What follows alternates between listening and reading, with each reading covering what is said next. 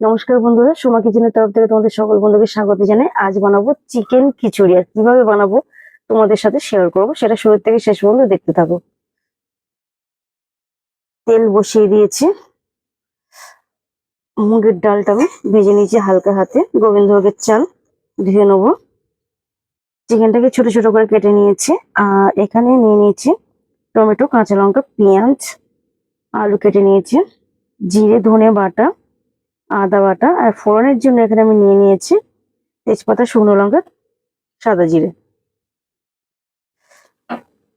আলুগুলোকে ভালো করে ভেজে নেবো। আলুর সাথে সাথে ফোড়নটাও দিয়ে দেবো।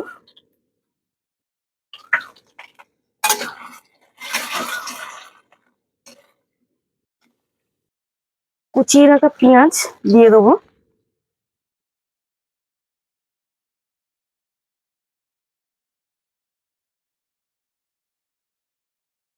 চাল আর ডালটাকে ভালো করে ভেজে ধুয়ে নিয়েছি। এবার দিয়ে দেবো গরম জলে।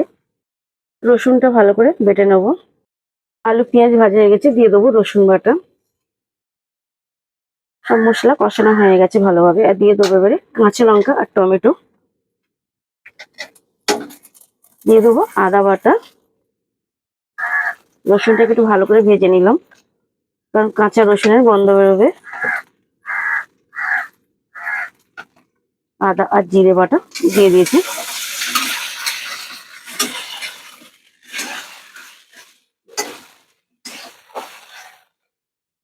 দিয়ে দেবো বাকি মশলা।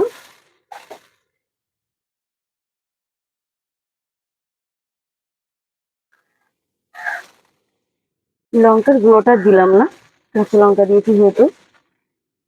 পরিমাণ সহ নুন দিয়ে দেবো।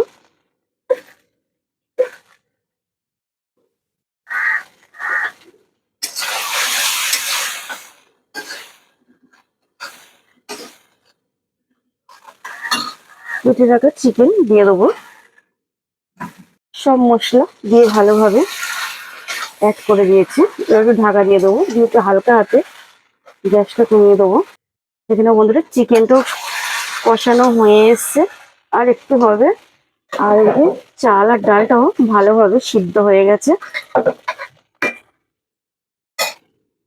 খুব সুন্দরভাবে চিকেনটা কষানো হয়ে গেছে। এবারে আমি দিয়ে দেবো খিচুড়ির মধ্যে।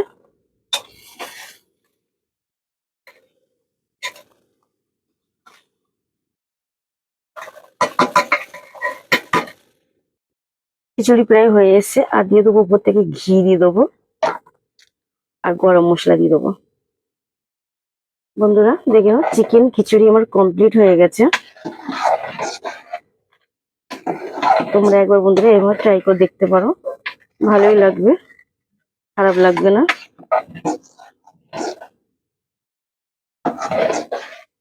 চিকেন খিচুড়ি আমার কমপ্লিট বন্ধুরা।